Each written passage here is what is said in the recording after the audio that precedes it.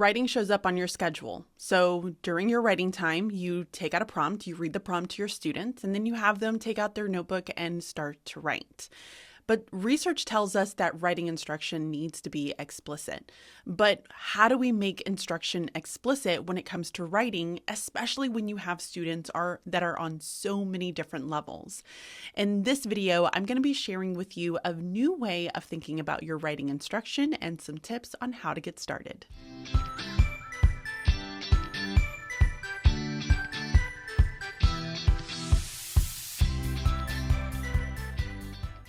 Writing is hard. We all know this as teachers. It is the time of the day that, one, you are reluctant because maybe you don't really have this clear understanding of how to deliver effective writing instruction.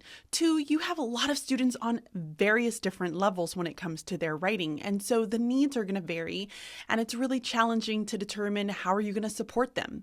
And three, a lot of schools don't necessarily have a focus on writing instruction, which is sad to think because writing instruction is one of the key ways in order to ensure that students are retaining the content that they're learning across all different subject areas, not just literacy itself, but also in math, in science, and in social studies. Writing has a real big power on helping students be able to process, analyze, and then synthesize that into their own words. So if writing is so important, then why are we not doing it more inside of our classrooms? And why is our professional development not focused on ensuring that we are delivering effective writing instruction? Well, the answer to that is that it's just hard, and there's not really a comprehensive plan that's out there. Until now. Over the last decade of my teaching career, I've really focused in on writing instruction because of the power that it has with helping students be able to process the learning that they're going through in any subject area. And so a lot of the research and also the case studies that I've implemented has been around writing instruction and how to deliver that effectively to your students. And so I have a program that's called the Writing Bridge, and this is a comprehensive plan that not only provides you with professional development to help you kind of get that foundation that you need to have in order to deliver effective writing instruction, but it also provides you with day-by-day lesson plans for not just one grade level, not just 2 grade levels, but 4 grade levels. 3rd, 4th, 5th, and 6th grade. Now, why is this important? Why is having multiple grade levels important? Well, because you need to be able to differentiate. And in order to differentiate, you're going to need a variety of resources. You need to understand what's happening with the grade level underneath you, what's happening with the grade level above you, and how can you be able to alter maybe some of the graphic organizers or the thinking stems that can really enhance students' instruction. And so the Writing Bridge offers you all 4 grade levels at a very low price. If you want to learn more, you can go ahead and hit that button that's inside of the description, and it'll take you to where you can learn all about it. And also you can get access to a free sneak peek, and I have a little sneak peek for a free unit that you can get for this writing program. So before we start digging into this new approach, a new way for us to start thinking about writing instruction, instead of just giving students some form of a writing prompt and then meeting with them individually and trying to set goals and trying to think about all the different areas in which students have, let's try to break this down as much as possible. The first thing that we need to understand is what is exactly happening within our brain. And in order to do that, I have a little friend here, a brain that is a paper brain that you can print off online. This is one that I've used within some of my PD sessions. So just kind of recapping, if we think about the reading brain, which is on the left hemisphere of our brain, there's a lot of different things that's happening. We have the visual component here within the occipital lobe, meaning we see something, we can be able to translate those shapes into something meaning letters.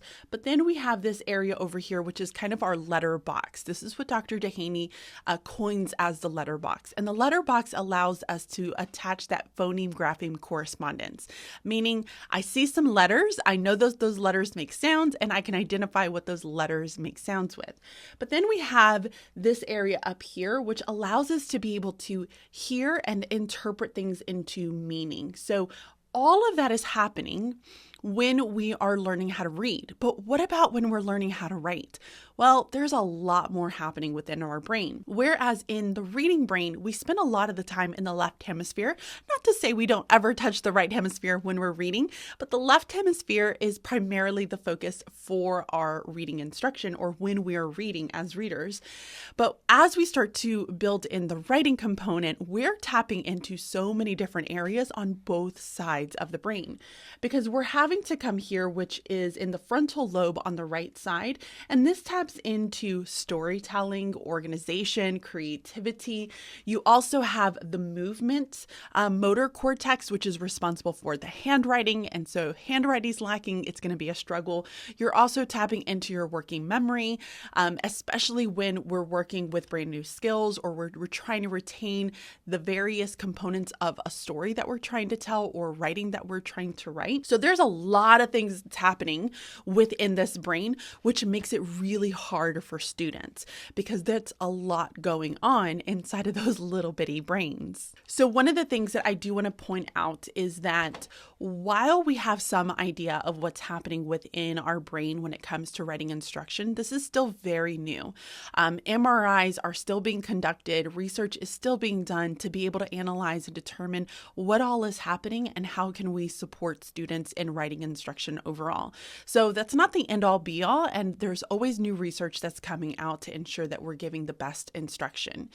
So when we think about the brain itself and understand the complexities of what writing brings, we can also think of the writing rope. Now, within the writing rope, this is by Joan Sedita of her book, The Writing Rope. If you have not read it, I highly recommend. But in this book, she talks about the various components of the writing rope, which is a spinoff of Scarborough's reading rope. And within that writing rope, you have these various strands that play a big role in instruction. So thinking about each of these strands, we have critical thinking, we have syntax, text structures, writing craft, and transcription. But each of these components has little subcomponents within them that helps you to break down all of the various tasks that are happening. And so when one of these areas is weak, it's going to make it a real challenge for students to feel as though they are capable writers. So transcription, if we're thinking about handwriting or typing skills, if that's hard for students, if they're straining to think about the letter formations or they're struggling with pen grip and they have poor motor skills, then writing is going to be hard. So we have to find some alternative ways to help students be able to generate their ideas, get their ideas out, especially if we're playing with handwriting and typing as well. So on top of understanding the writing rope, the brain, we also know that we have to provide explicit instruction. Writing cannot occur if we are not explicitly instructing our students when it comes to that. And so when we talk about scaffold instruction, we think about the gradual release model. The gradual release model says that I'm going to do, I do, we do. Now I'm from the South, so I add in a y'all do and then a you do. Now, when we think about this gradual release, we have to make sure that we're modeling this process for students, sharing our metacognition, what's happening in our brains as we're thinking things. So we're just doing a think aloud. We also want to give them practice to be able to chime in and help support with how do we develop this sentence? What are maybe some word choices that we can add? How would we organize this? And that allowed students to be able to scaffold whatever skill that you are wanting to teach them explicitly and then be able to put it into their own words. And then you want to give them the practice to be able to go out and do it on their own. Now, in some skills, you have ways to be able to add more collaborative practice. One of the biggest things that I always tell teachers is that it is so important that we are talking during our writing instruction, and truly during any type of instruction that we're doing. The more that we can have students having conversations with one another, sharing ideas, processing their thinking with one another, the more that they're going to retain that information and be able to synthesize it and kind of create this big connection and interweb of bigger picture of the skills that we need them to have. So have your students have those conversations conversations and talk with one another. So we want to make sure we're scaffolding that instruction. And typically within a 3rd through 6th grade, I recommend doing writing units. And within your writing unit, it would take you about a month. Maybe 3 weeks is a little bit better of a time frame to be able to get through one writing piece. I know what you're saying. One writing piece in 3 weeks? Oh my goodness. That is not to say that students are not doing any other form of writing during your writing block. What I'm saying is that you are explicitly taking them through step by step within a 3-week period to show them this writing process. How do we build this writing together to make sure that they're feeling confident? But during that time, they're also working on their own independent pieces of writing, or maybe you're adding in some extension activities that you want to be able to see from them. So they're not just doing one piece, but that one piece is the focus of your explicit instruction. Because part of explicit instruction is not me just standing up there and telling them, hey, we're going to do this writing piece. Let me show you how I write it. Oh my gosh, I would be so bored watching somebody write an entire paper in front of me. But it's more about focusing in on chopping down this big, huge standard into these small, tangible little lessons that make it easier for students to understand and be able to go back and practice. It allows you as the teacher to be able to determine, okay, what areas are you really struggling with and how can I help to support you within those areas? Because if you give them this giant task of just doing a writing piece, well, there's a lot that's happening within that writing piece. Joan Sedita's writing rope shows us that, right? So we need to figure out where is the discrepancy. Where is the fallout that the student is having while they're doing their writing? So we chop these lessons down into little bitty pieces. And that is a key for explicit instruction. It is I'm going to model it. I'm going to give you some opportunity to practice. And then I want you to go out and do this on your own with this writing piece that you're working on. And we're going to continue this over the course of 3 weeks to see it all come together and celebrate it with one another. And that's one of the biggest pieces that the writing bridge does very, very well, is that it breaks each lesson down into very small bite-sized pieces focused on a learning target to make sure that students understand the objectives and knowing this progression that they need to follow. The other thing that we have to think about as writing teachers is that writing instruction is not a linear process. Too often we see this model or this model, and it's very linear. It says, I'm going to write and then pre-write and then follow this little progression going all the way through. But writing is messy. Writing is so messy in a sense that sometimes ideas are not great ideas. And sometimes when we start with one, we're like, oh, this is great. And then we get started and we're like, oh, wait, this isn't great. And then what do we have to go back to? We have to go back and revise. So instead, what I offer is more of a cyclical process.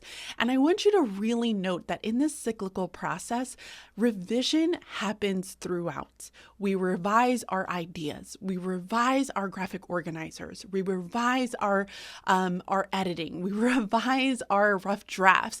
Revision is something that is constantly happening. If we're only holding off revision for one specific day or a 2-day period even during our writing, then there's going to be a lot of things that students are going to have to fix. And if there's a lot of things that students are going to have to fix, then they're not going to feel like confident writers. So instead of waiting until the very end, what we do is we constantly revise as we go through this entire process. And I like this cyclical process, this idea of writing instruction. As we're going back, we're revising things as we talk about it, as we share about it, to make sure that it's the absolute best before we move on to this next step of our writing process. Now, I know what you might be thinking. Wait a second. If we're scaffolding everything for them, if we're breaking things down so small, like students have to be able to do things on their own, and they have to be able to complete a writing piece all in one day. I hear you. I agree with you. You're right. They do need to do it on their own, and they will have to learn how to complete an entire writing piece all in one day. However, you always have to ask the purpose of the instruction that you're providing. And certain days are going to be meant for that full day. We just are going to write all day. We're just going to complete it from the beginning to the end. We're going to do it all in one day. And then there's going to be times where explicit instruction occurs. And so thinking about this process and understanding that you're going to be juggling multiple writing pieces is really critical. So with the writing bridge, what we focus on is we have a pre-assessment and a post-assessment. And that pre and post-assessment is done in a day. That writing has to be completed from the beginning to the end of your class period. Whereas the instructional pieces, where we're explicitly giving them the strategies and helping them see the connections between it, and we're supporting them, we're providing feedback to them, we're helping them through this entire process, that is broken down piece by piece by piece. But one of the other things that I really like to do is incorporate some of these more fun units of writing. And with these fun units of writing, these are typically like, we're just going to do all the writing in one go. I'm going to give you about 3 days. There's going to be some form of a craft that goes with it. And it just makes writing fun and exciting. But it gives them that opportunity to show what they have learned from that unit and put it all into practice from the beginning to the end, all in that one period or that one day, or even over the course of 2 to 3 days, depending on how you want to be able to do that. So there's lots of different types of writing that's out there. We just need to make sure that we're providing that explicit instruction to support students along the way. So what I want to do is I want to show you a little bit of a writing unit that I have. Now, this is a free writing unit that you can get and gain access to. It is a 4th grade personal narrative unit for the beginning of the year, because I like to start off with personal narratives. And so it's going to have everything you need in order to ensure that you are helping your students feel successful as writers.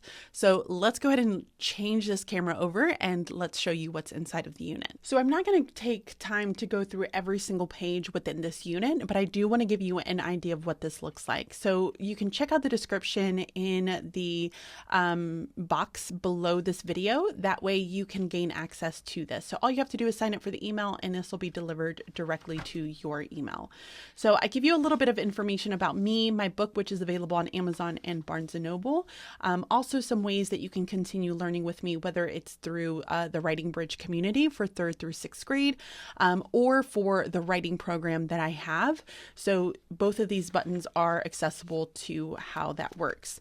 So this goes back and forth. The lesson plans are horizontal, but each of the lesson plans has your content standards here. This is 4th grade, has the learning objective that you can put up on your board, and then it takes you through the lesson itself along with the materials and the assessment. So each of those is a horizontal sheet. And then inside of it, I give you your post assessments. You have some prompts. I give you the plan for writing, the rubrics. So there's 2 different types of rubrics that you can have. And I think I accidentally put this one up front. That's okay. So this one here is going to be the personal narrative for the 2nd lesson. It has the resources for idea selection. You will need some texts for this. So this one is Owl Moon by Jane Yolen. So there is picture books as authentic mentor texts that go along with it. Not every unit has picture books that go with it. Primarily, the opinion and the text dependent analysis are ones that I have written myself so that you can utilize those texts. But all the other texts have authentic literature that you will use. So the graphic organizers are also in there. You have access to the anchor charts, which I print these on legal sized cardstock. So it gives you the directions on how to do that here. So again, it'll take you through with the graphic organizers. There are some activities to go along with the mentor sentences that are suggested. So you have more access to the anchor charts. You have some practice that's in there as well. Classroom collections, which I explain how you can go about doing that in your own rooms.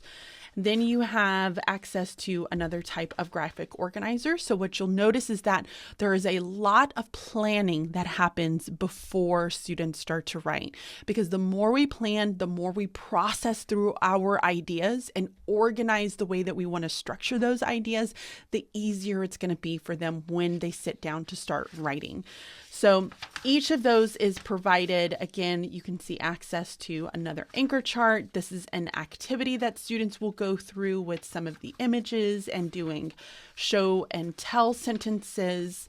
So there's an explanation of how to do that. We have descriptive language practice that goes along with these images as well. You have some think marks that help students to be able to expand on their ideas. So it has some idea generations within there. Graphic organizers for setting to be able to plan some of those out. Talking about leads and talking about commas in a series. So you can see that the grammar is kind of embedded throughout, making it very meaningful and purposeful.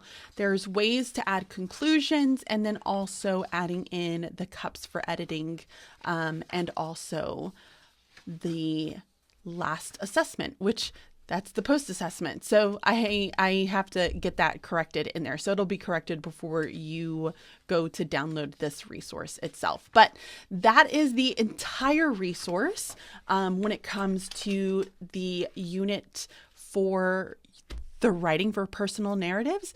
It's definitely one for you to check out and get an idea of whether you like the structure for the writing bridge and if this is something that's going to be a good fit for you. So once again, this is a very comprehensive plan, meaning that it has everything that you need and it's very broken down. Explicit instruction is being provided. Authentic literature is also recommended to you, although there are some ways for you to create and be able to alter that. We offer suggestions within the writing program on how to be able to do that. But hopefully you have an idea of just what writing instruction could possibly look like for you and maybe some of the changes that you can start to make. I'm curious, how does your school support you when it comes to the writing instruction that you're providing to your students? Do you feel like you have the adequate knowledge and resources to be able to help students when it comes to writing instruction? Let me know down in the comments. Although the majority of the times when I ask teachers this, a lot of the times it's like, no, I don't have any of this. It's not provided because writing instruction is just not a focus for a lot of school districts. So the writing bridge is there. And also if you are somebody who's interested in the writing program, we do take POs. So we can work with your school to get them to purchase this for you. That way you are not having to purchase this on your own. So reach out to us. You can email me at bridget@bridgingliteracy.com and we can help to work with your school and get that paid so that you can have access to it and start using it right away inside of your classroom. I'm very curious on what you all think. Let me know down in the description box. Thank you so much for watching this video. Next time, we're going to be talking about maybe some strategies that you can utilize as a writing teacher to help support students in their instruction. So I'm going to give you a very simple method for supporting students and making it very visual for them. So thank you all so much for watching. Be sure to hit that like button so that I can get out there to other teachers and help to support them as well. If you have not already subscribed, what are you waiting for? It's totally free. So subscribe to the channel and hit that notification bell so you can get notified when I upload a brand new video. Thanks for watching. Bye.